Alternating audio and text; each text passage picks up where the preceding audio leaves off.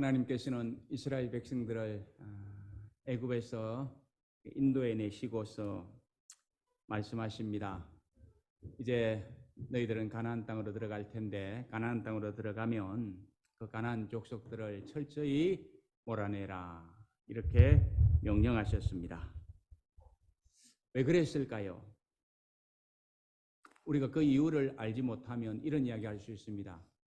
왜 하나님이 그 귀한 목숨을 마구잡이로 죽이라고 하는 거야? 사랑의 하나님이라고 하면서. 그러나 하나님께서는요, 까닭 없이 그런 말씀을 하신 것이 아닙니다. 노아 홍수를 우리가 보면 알잖아요. 하나님께서 왜 세상을 심판하셨습니까? 성경은 분명히 밝히고 있습니다. 창세기 6장 11절 말씀 한번 보실까요? 거기를 보시면 이렇게 말씀하시죠. 온 땅이 하나님 앞에서 부패하여 포악함이 땅에 가득하였더라. 하나님께서는 더 이상 그 타락한 땅을 묵과할 수 없었기 때문에 그 죄의 대가로 징벌을 하신 것이죠. 그래서 홍수 심판을 내리신 것입니다. 그런 측면에서 이 가나안 땅 심판도 마찬가지입니다. 이제 이것을 제가 간단히 한번 말씀드려보기를 원합니다.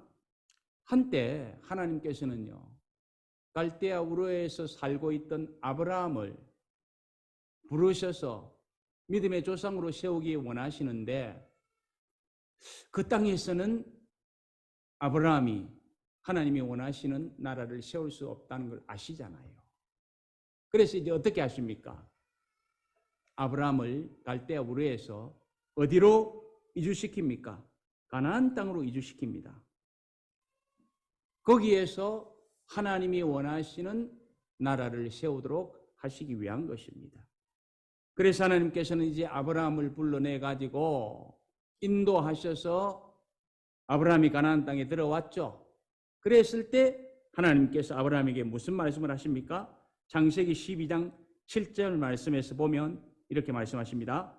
내가 이 땅을 네 자손에게 주리라. 이 땅, 가나안 땅이죠. 이때부터 가나안 땅은 이스라엘 백성들에게 약속의 땅이 되는 것입니다. 자, 그런데 이 약속의 땅 가나안에 살던 아브라함에게 하나님께서 또 말씀을 하십니다. 창세기 15장 13절 말씀에서 보실까요? 거기를 보시면 이렇게 말씀하십니다. 내 자손이 이방에서 객이 되어 그들을 섬기겠고 그들은 400년 동안 내 자손을 괴롭히리라. 가나안 땅에서 살고 있던 아브라함의 후손들이 객이 될 것이라고 합니다. 그것도 무려 400년 동안. 하나님께서 아브라함에게 가나안 땅을 약속의 땅으로 주셨기 때문에 그 땅에서 오래 살면 안 됩니까?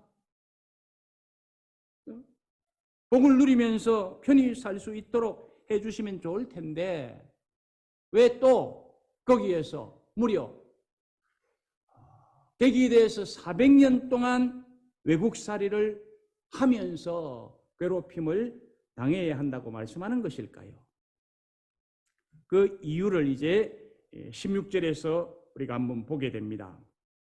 여기를 보시면 내 자손은 4대 만에 이 땅으로 돌아오리니 이는 아모리 족속의 죄악이 아직 가득 차지 아니함이니라. 우리는 여기에서요 두 가지 사실을 읽어내어야 합니다. 하나는 약속의 땅 가나안에 살던 아브라함을 이제 말씀하시기를 내 후손들이 객이 돼서 400년간 괴롭힘을 당할 것이라는 이 말씀은 아브라함이 잘못했어.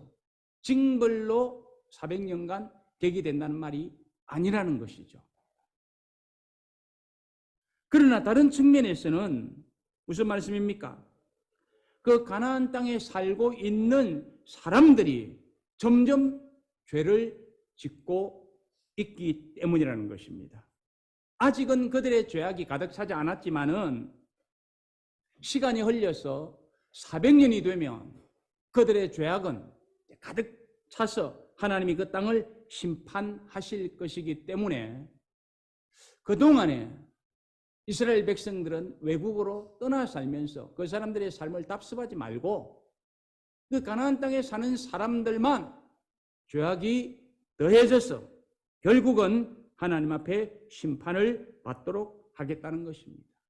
그래서 이제 400년이 되었을 때에 가나안 땅에 죄악이 가득 찼을 때에 하나님께서는 이스라엘 백성들을 가나안 땅으로 다시 돌아오게 하실 것이라는 말씀입니다.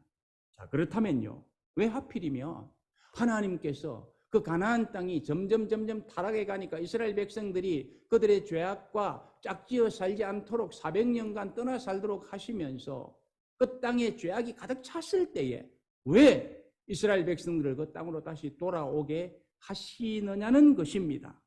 그 이유는 이제 그 땅에 죄악이 가득 찼기 때문에 하나님께서는 그 땅을 심판하실 겁니다. 심판하실 때 그들을 누가 심판하시느냐?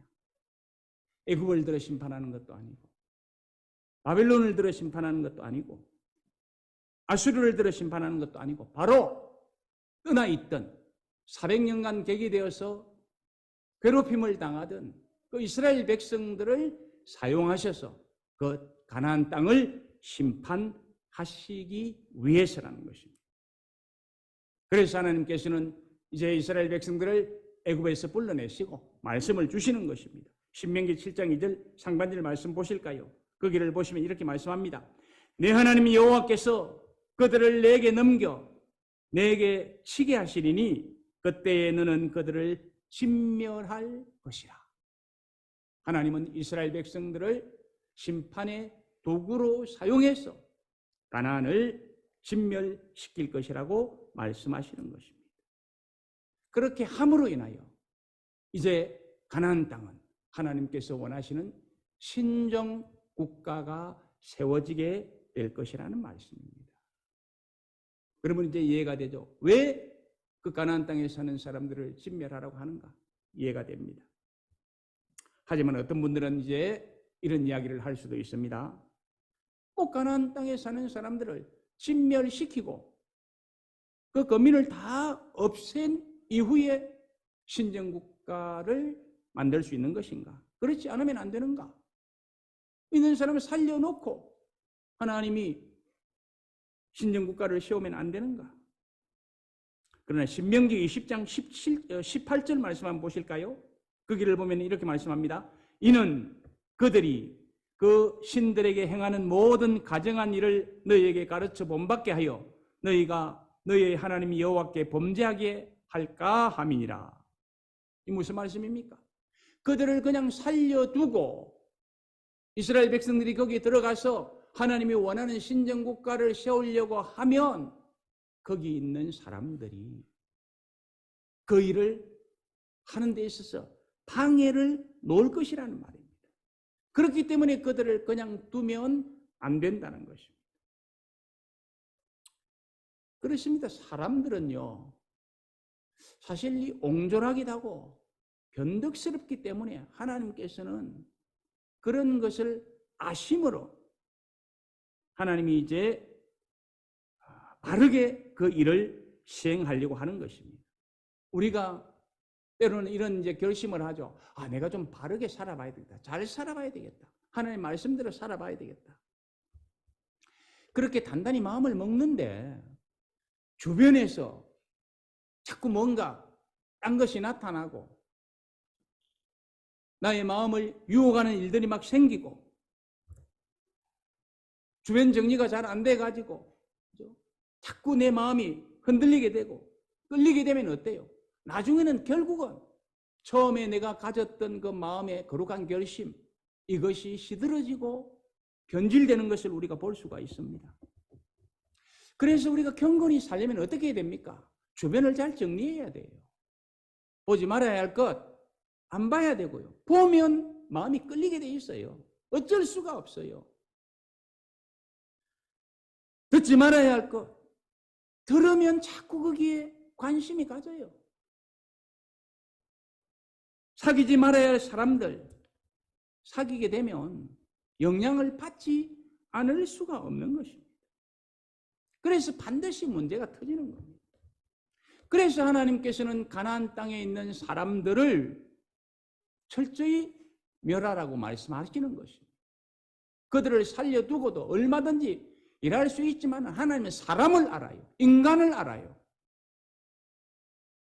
그렇기 때문에 그들을 진멸하라고 하는 것입니다. 따라서 이제 하나님의 명령을 받은 이 이스라엘 백성들 어떻게 합니까? 그들을 순종하려고 합니다. 그래서 여호수아를 선두로 해서 이제 가나안 땅에 들어가서 모든 족속들을 다 제압을 합니다. 우선. 그리고 나서 이제 여호수아를 중심으로 해서 각기 12지파가 자기네들이 정복할 땅을 다 이렇게 이제 분배받죠. 분배받고 난 이후에 그때부터는 이제 힘을 규합해서 그 가나안 땅에 사는 사람들을 괴멸시키기 위해서 전쟁을 벌이기를 시작을 합니다. 그리고 오늘 우리가 펼친 이 본문에는 요셉 지파가 베델을 공격하는 사실에 대해서 말씀해주고 있습니다. 따라서 22절을 한번 보십시다. 요셉 족속도 베델을 치러 올라가니 여호와께서 그들과 함께 하시니라. 전쟁이 시작되죠. 요셉 족속은 그 베델 지역을 중심으로 해서 이제 자기네들 지역을 할당받았기 때문에 그것을 쳐서 괴멸하고 완전히 정복을 해야 됩니다. 여기서 말하는 베델은 성경이 또 밝혀주고 있죠. 옛 이름이 루스였더라. 따라서 베델을 공격했다는 것은 곧 루스를 공격했다는 것과 같이 이해할 수가 있는 것이지요. 자, 그런데 요셉 지파가 베델을 공격할 때에 중요한 사실이 하나 있는데 그게 뭡니까? 여호와께서 함께했다는 거예요. 하나님이 함께했다는 것입니다. 이것은 굉장히 중요한 것입니다. 왜입니까? 하나님께서 함께하시면 요셉 지파가 싸우는 것을 돕기 위함이고 요셉 지파가 베델을 공격할 때에 완전히 승리하도록 하기 위해서 하나님께서 함께해 주신 것입니다. 놀라운 은혜이지요. 사실 하나님께서 함께 하시면 세상이 끝날 것이 없잖아요. 안 되는 것이 없잖아요. 그 어느 누구도 막을 수가 없잖아요. 못할 일이 없습니다. 그러므로 요셉 지파가 베델을 치러 올라갈 때 하나님께서 함께 하셨다 하는 것은 이 싸움은 이미 이겨놓은 싸움과 같은 것입니다. 절대로 진리가 없는 싸움입니다. 자, 그러면 이제 요셉 지파가 베델을 공격하는 그 장면을 한번 보십시다. 먼저 이제 요셉 지파가 베델을 공격하기 위해서 어떻게 하느냐면 23절 보실까요? 보면은 어떻게 합니까? 정탐꾼들을 보냈다. 이렇게 말씀합니다. 아마도 요셉 지파는 여호수아가 여리고를 공격하기 전에 두 정탐꾼을 보냈던 것을 생각하고는 정탐꾼을 보낸 것 같습니다. 여호수아가 하던 방식대로 한다. 참 잘하는 것이죠. 그렇죠? 무슨 일을 할 때 우리가 신중히 살피고 그러면서 용이한 작전을 짠다는 것. 이것은 중요하잖아요. 그죠? 그냥 무턱대고 하는 것보다는 신중하게 생각하고 작전을 짜고 움직이는 것은 우리에게는 대단히 필요한 자세입니다. 그래서 요셉 지파도 이제 그런 작전을 썼던 것 같습니다. 자, 그런데 이제 요셉 지파가 정탐꾼들을 보냈을 때에 이 정탐꾼들이 이제 베델을 정탐하는데 그들이 제일 먼저 염두에 두었던 것이 무엇이냐 하면은 바로 베델 성읍 입구를 찾는 것이었습니다. 왜 입구를 찾을까요? 뭐 이것은 상식적이잖아요. 그죠? 전쟁을 할 때에 가장 허물기 쉬운 곳이 어디입니까? 성문 입구 쪽이죠. 그래서 보편적으로 이제 막 우리가 이제 뭐 영화 같은 거 보면 어때요? 막 해놔놓고 성문을 막 이렇게 밀고 뭐 이렇게 뭐 희한한 이 장대 같은 거 가지고 해가지고 성문을 먼저 부수지 않습니까? 제일 뚫고 들어가기 좋은 곳이에요. 그래서 성을 순찰할 때에 정탐할 때에 성문을 찾아낸다라는 것, 이것은 엄청나게 유리한 이제 일을 그죠 찾는 것이죠. 그래서 이 요셉 지파 정탐꾼들도 성문을 찾아 나섰던 것을 볼 수가 있습니다. 그런데 이제 문제가 뭐냐 하면은 요셉 지파가 성문을 찾는데 이 성문 입구를 쉽게 찾을 수 없었다는 것입니다. 그래서 이리저리 살피고 있는데 24절 말씀을 보면은 갑자기 정탐꾼들이 누구를 봅니까? 어떤 한 사람이 그 성문 입구 쪽에서 나오는 거예요. 그래서 이 정탐꾼들이 옳거니 잘 됐다. 저 사람을 잡아서 물어보자. 이랬을 것 아닙니까? 그래서 이제 그 사람을 잡고 이야기를 합니다. 당신이 우리에게 성문 입구가 어디에 있는지 가르쳐 주며 나는 당신을 선대해 주겠습니다. 우리는 당신을 선대해 주겠습니다. 이렇게 이제 이야기를 합니다. 일종의 딜을 한 것이죠. 성문 입구 찾기가 너무 어려우니까 많이 힘들어 했겠죠. 고생 많이 했겠죠. 그러다가 보니까 한 사람 만나니까 얼마나 좋아요. 그래서 성문 입구 가르쳐 달라고 하고 그러면 당신은 살려주겠어. 선대해 주겠어. 이렇게 이야기를 한 것입니다.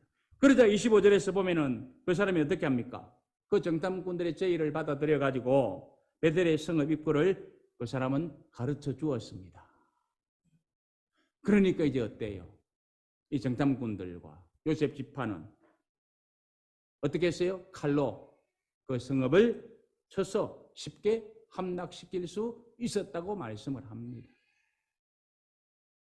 그래서 베델은 이제 거의 완벽에 가까울 정도로 회파되었습니다. 그러나 분명한 것은 약속했잖아요.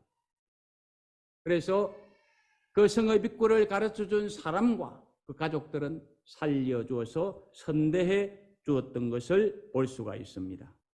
자, 단지 베델에서는 이 가족들만 살아났습니다. 다 죽었어요. 그러면 이제 그 다음에 요셉 지파의 베델 정복 이야기는 마무리되어야 되지 않습니까? 그죠? 그래서 이제 다 끝났다. 그래서 이제 베델은 없어졌다. 이렇게 돼야 될 텐데 26절을 보시면 이런 말씀이 있습니다. 그 사람이 헷 사람의 땅에 가서 성읍을 건축하고 그것의 이름을 루스라 하였더니 오늘까지 그곳의 이름이 되니라. 여기 그 사람은 누구입니까? 성읍 입구를 가르쳐준 사람이죠. 그 사람이 헷 사람의 땅에 가서 다시 루스를 건축했는데 오늘날까지 거기에 루스가 있다라고 이야기를 합니다.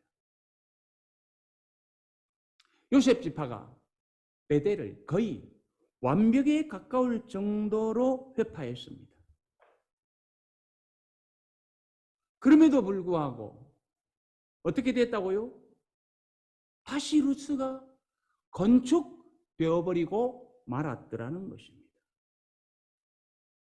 앞서 말씀드렸던 것처럼 하나님께서는 이스라엘 백성들에게 가나안 땅을 완전히 새로운 땅으로 만들라고 했습니다. 정복하라고 했습니다. 그래서 미신과 음란과 더러운 것과 추악과 악과 하나님이 싫어하는 모든 것들을 다 걷어내고 새로운 일, 새로운 예배, 신정국가를 세우는 땅으로 만들도록 하셨습니다. 그러나 요셉 지파는요, 베델을 쳐서 회파하기는 했지만은 그 성에 살던 한 사람들의 가족, 그 사람들을 살려줌으로 인해서 그 사람들이 다시 다른 곳에 가서 새로운 베델, 새로운 루스를 세울 수 있는 기회를 주어버리고 말았던 것을 볼 수가 있습니다. 그래서 결과적으로 보면 요셉 지파는 베델을 함락시킨 것이 아니라 새로운 베델을 건축하게 하는 그런 일을 저질러버리고 말았던 것입니다. 이곳에 있던 베델을, 이곳에 있던 루스를 저쪽으로 옮기게 하는 그런 일을 한 것밖에 아무것도 없습니다. 그리고요, 다시 세워진 루스, 이게 얼마나 강한 루스가 됐는지 아십니까? 이 루스는 이미 요셉 지파로부터 퍼미션을 받고 세워진 루서입니다. 선내주겠다 했잖아요. 그래서 요셉 지파는 이제는 그 사람들이 루스를 세웠지만은 그 루스를 다시 쳐서 공격할 수 없는 루스가 되어버리고 말았던 것입니다. 하나님께서는 요셉 지파에게 미션을 주실 때에 베델은 철저하게 함락시켜야 하는 미션이었습니다. 그런데 요셉 지파는 이쪽에 있는 베델은 없앴는데 저쪽에 세운 루스는 이제 손댈 수 없게 되어버리고 말았습니다. 그래서요, 우리가 이 성경을 계속 보면 그들이 다시 세운 이 루스가 얼마나 이스라엘 백성들을 괴롭히는지 몰라요. 만약에 요셉 지파가 그런 딜을 하지 않았더라면 그런 후에 일어난 불상사는 없었을 것입니다. 그러나 그들의 잠깐의 실수로 인해서 이스라엘 백성들은 엄청난 고역을 당하는 그런 일을 저질러버리고 말았던 것입니다. 여러분, 우리가 어떤 병을 치료할 적에 대강 치료하면 안 되잖아요. 병이라는 것은 뿌리를 뽑아야 되잖아요. 철저하게 치료를 해야 됩니다. 마찬가지로 요셉 지파도 하나님이 명령하시기를 진멸하라고 했기 때문에 철저하게 없애야 됩니다. 그런데 그렇게 하지 않음으로 인해서 쓸데없는 고생만 하고 성은 하나 빼앗았지만은 또 다른 성을 세우게 하는 그런 엄청난 실수를 저지르고 말았던 것을 봅니다. 자, 그렇다면 이제 요셉 지파가 왜 이런 실수를 한 것입니까? 그 근본적인 이유가 무엇입니까? 그것은요, 인간 편의주의적인 생각 때문입니다.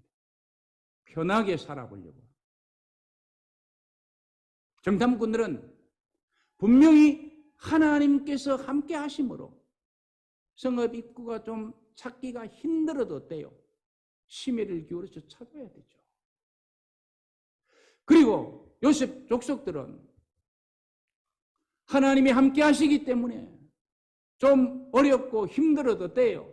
끝까지 하나님 말씀대로 하나님을 의지하고 움직이려고 하고 하나님의 뜻을 이루려고 해야 맞는 것 아닙니까? 그런데 좀 지금 힘들다고, 지금 좀 어렵다고 편의주의를 도모하다가 보니까 이제는 그 루스를 다시 멸할 수 없는 그런 실수를 범하고 말았던 것입니다.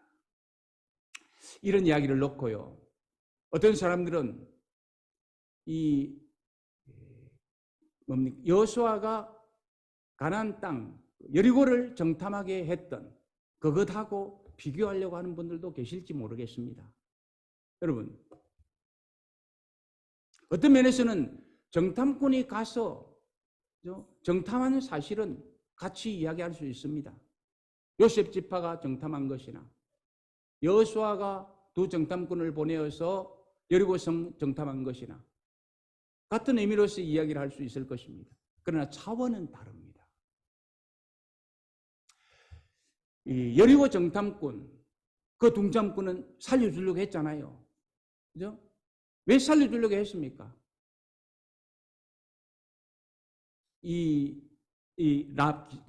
라합을 살려주려고 했잖아요. 그죠? 그 라합을 왜 살려주려고 했습니까? 그 라합을 살려주고 한 이유는 라합이 먼저 신앙 고백을 해왔습니다. 그러면서 이들에게 살려달라고 부탁을 한 것이죠. 그러나 지금 이 요셉 지파가 살려준 이 사람은 어떤 사람입니까? 살려달라고 먼저 저쪽에서 이야기한 사람이 아니에요. 오히려 정탐꾼이 아쉬워서 먼저 그 사람을 불러서 그 사람에게 제안을 하는 것입니다. 성입구 가르쳐주면 내가 당신을 살려주겠어. 차원이 다릅니다. 여호수아가 보낸 두 정탐꾼을 살려준 기생 라합은 내가 하나님에 대해서 들었어. 하나님에 대해서 알아요. 역사는 하나님께서 이루시고, 그렇기 때문에 나는 회개하고 당신 편에 서겠소. 그러니까 살려주세요. 차원이 다릅니다. 그러나 이 베델에 있었던 사람들, 그 사람들에게는 신앙 고백이 없습니다. 하나님을 찾지도 않아요. 처음에도 그랬고 나중에도 그랬습니다. 그런 측면에서 우리는 분별력을 가져야 됩니다. 사람들을 관계할 때에 저 사람과 함께해야 할 것인가? 내가 저 사람을 사귀고 저 사람을 구원해내려고 해야 할 것인가? 아니면 내가 저 사람을 멀리해야 할 것인가? 이 분별력을 가져야 됩니다. 그렇지 않으면 우리는 수렁에 빠질 수 있고 우리는 실수하는 삶을 살아갈 수가 있습니다. 따라서 이제 저는 오늘 이 본문 말씀을 우리의 삶에 한번 적용시키는 단계로 넘어가 보기를 원합니다. 본문 말씀이 우리에게 도전하고 교훈하는 것. 오늘을 사는 우리도 무슨 일을 할 때 너무 쉽게 인위적으로 생각하고 행동하지 말아야 된다는 것입니다.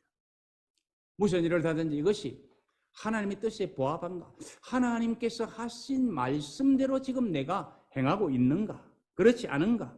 생각하면서 신중히 행동해야 된다는 것입니다. 그런데 우리에게는 이런 부분이 약하잖아요.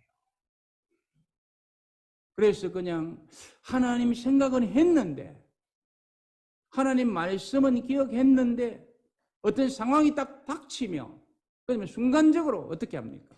내 감정, 내 생각 거기에 그냥 휘둘려서 행동하다가 어때요? 그냥 실수하잖아요. 잘못하잖아요. 그래서 또 후회하고 아파하잖아요.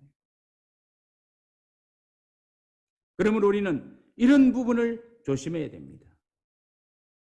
만약에 내 삶에서 믿음이 배제되고 내 생각이 하나님 뜻보다 앞서버리면 거기에는 반드시 인위적인 사고가 개입되고 그래서 편의주의를 도모할 수밖에 없게 되어집니다. 그러면 반드시 문제가 생깁니다. 하나님이 함께 하셨다가도 역사하지 않아요. 요셉 지파에게 그랬지 않습니까? 그러나 반대로 사명자의식을 가지고 하나님의 뜻을 철저히 이루겠다라는 자세로 굳게 서서 때로는 내가 손해보겠다는 그런 마음, 때로는 내가 목숨 걸겠다는 그런 자세, 그런 생각을 가지고 하나님이 나에게 주신 사명을 감당하기 시작하면 거기에 하나님이 함께 하시고 거기에 하나님이 역사하시는 것입니다. 우리는 이것을 경험하며 살아가야 됩니다. 그게 우리 신앙의 체험이잖아요.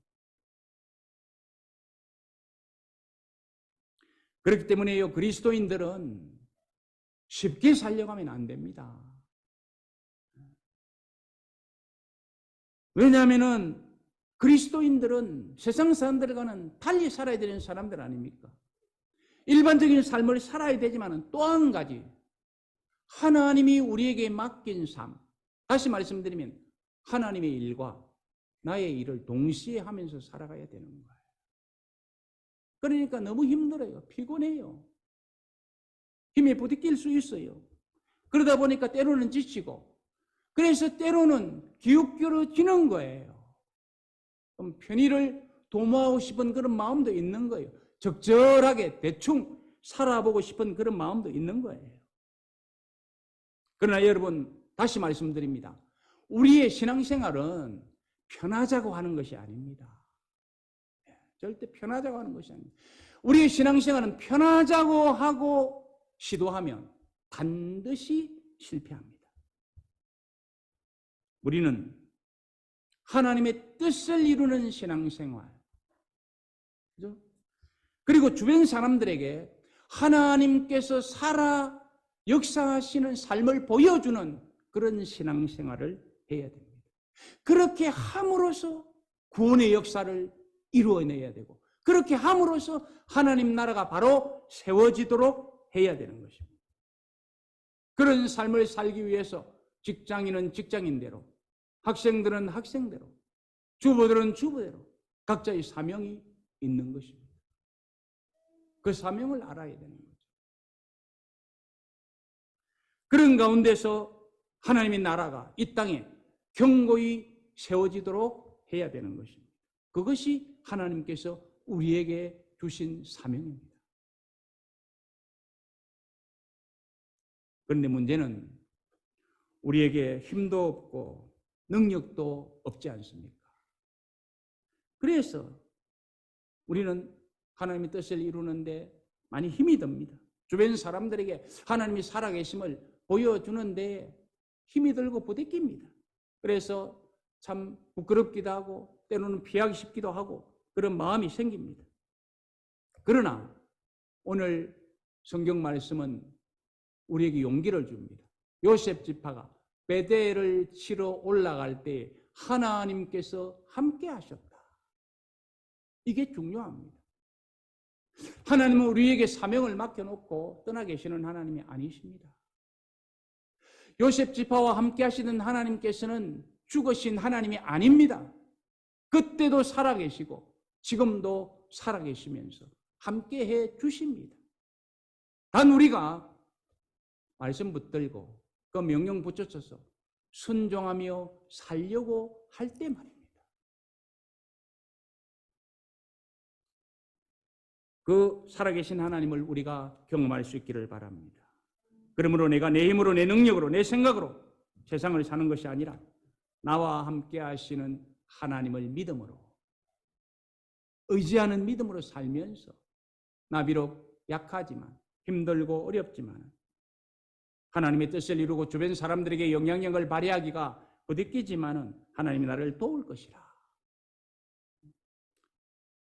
그런 믿음으로 살면서 선한 영향력을 끼칠 때에 이 땅에는 분명히 하나님 나라가 견고히 세워질 것입니다.